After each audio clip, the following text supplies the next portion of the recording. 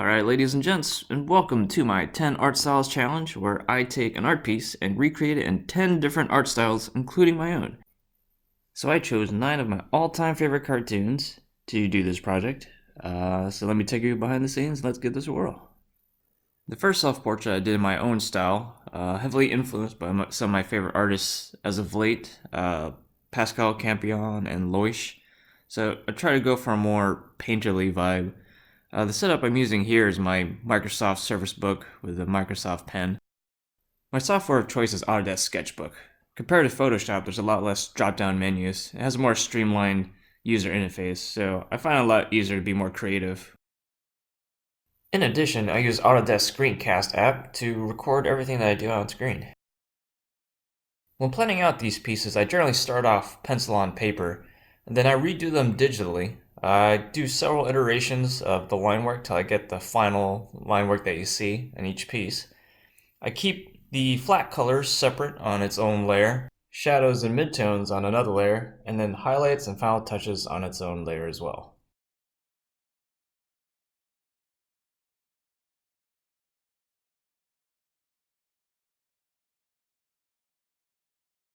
And boom!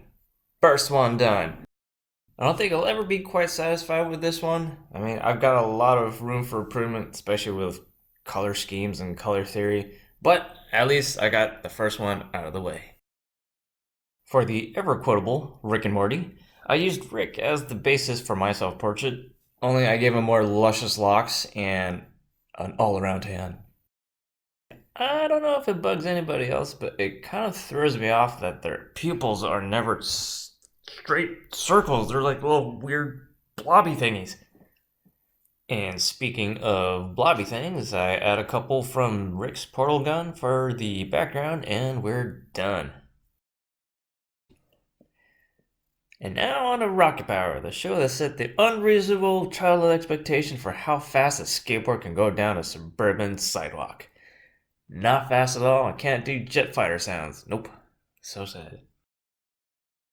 For the design, I basically combined Auto Rocket and Twister into one character that is me. And I got a chance to experiment with some new cartoon facial features, such as the design of the nose, eyebrows, and mouth. That's not typically how I would draw it normally. And unlike the Rick and Morty piece, which just had flat colors, this one at least I got to play around with some hard shading. So that means shading that doesn't have a smooth transition, it's just one color straight into the other. And there you have it. That's how it looked like in Ocean Shores, California in Rocket Power. And next up we've got Hey Arnold. So a lot of the characters in this show have absurd shapes for their heads. For my self-portrait, I based it off Gerald. Kind of gave myself more of a rounded face than a lower football. And then one other thing I noticed, at least with Gerald's design, is with his black hair, they sometimes add a blue outline for his hair to kind of distinguish it from the background. So that's what I ultimately ended up doing for this one. As a kid, I would draw my cartoons with thick black outlines to kind of hide all of my mistakes. I've been trying to grow away from that and hopefully develop my style to a point where I don't use outlines as much so I can achieve more of that painterly style I mentioned before. Oh, look! There's a new Filipino American on the block. It's me. Oh man, Fairly Odd Parents. Alright, this one I was really excited to do. I love their geometric character designs. And the way they draw like the nose that's connected to the mouth, it kind of brings me back to like the first comic illustration classes I had back when I was a kid. And here I'm working on the final line work. Like the last 3 pieces, the lines, or the width is uniform throughout. To do that, I turned off the pressure sensitivity on my pen, so that way no matter what I draw, the thickness of the line is always the same.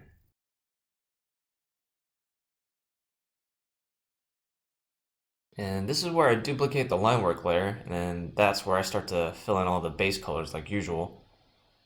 And I did run into some tricky parts trying to fix the eyes, but I think I was able to figure it out towards the end.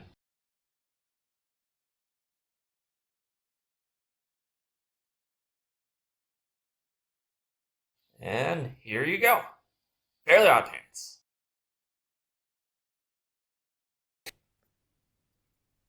For the sixth piece, we have Samurai Jack by one of my favorite animators, Genji Tartakovsky from Cartoon Network. He worked on pieces like Dexter's Laboratory, Powerpuff Girls, and Star Wars Clone Wars. Now, his style is drastically different from what I'm used to. It's very angular, and especially with Samurai Jack, he doesn't use any outlines. It's just straight, flat colors, and it always looks beautiful. You could take a screenshot from any part of Samurai Jack and you just frame it.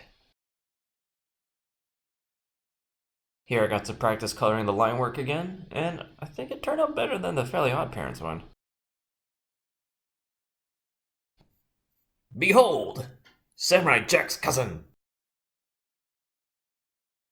For Calvin and Hobbes, I wanted to get that natural inked brush feeling, so I turned on the pressure sensitivity on my pen. So that means, depending on how hard I press, will vary the length of the width of the brush. So that's how you get those sharp tapers. Now I did have trouble trying to get the right shape of the face and the mouth on this one, but luckily with the selection tool I was able to fix that. And since I didn't have to color this one, this was actually the fastest piece out of all of them. And Dunskies, Calvin and Hobbes. There you go. Next is Scooby Doo, and this is one of those staple cartoons that I watched every single Saturday morning, and I loved it.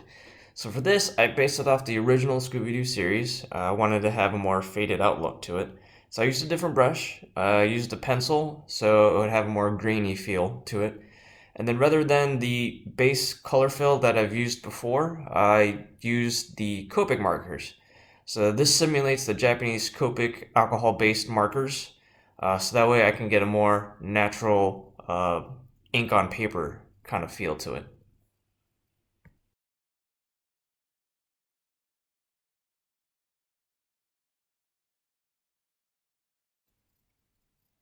And here I am, ready to hit you with the old nostalgia of Scooby Doo. Coming up on the end here with Foster's Home for Imaginary Friends from Cartoon Network. Now, this show I didn't watch as much, but I do remember like how much I love the art style of that show, and so I was excited to try this one out. Based my design after Frankie, one of the few human characters in that show that's also around my age. And for the coloring, I used a pastel brush. Made it look kind of like Chalk Zone, but also I got the idea from Coco, one of the other characters whose hair had a very pastel look to it.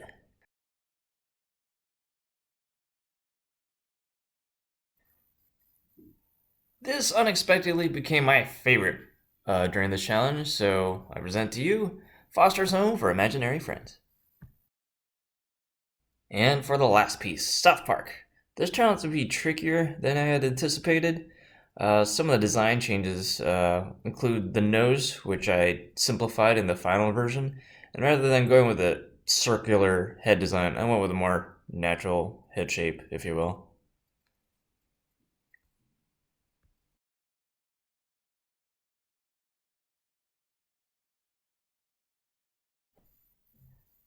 Funny thing about this one, I literally just realized that my picture is underdressed for being in South Park. And there you have it, ladies and gents. 10 different pieces and 10 different art styles. I hope you enjoyed looking at behind the scenes of me making these illustrations. If you want to see more, come check out my Facebook page. Alright, thanks everybody.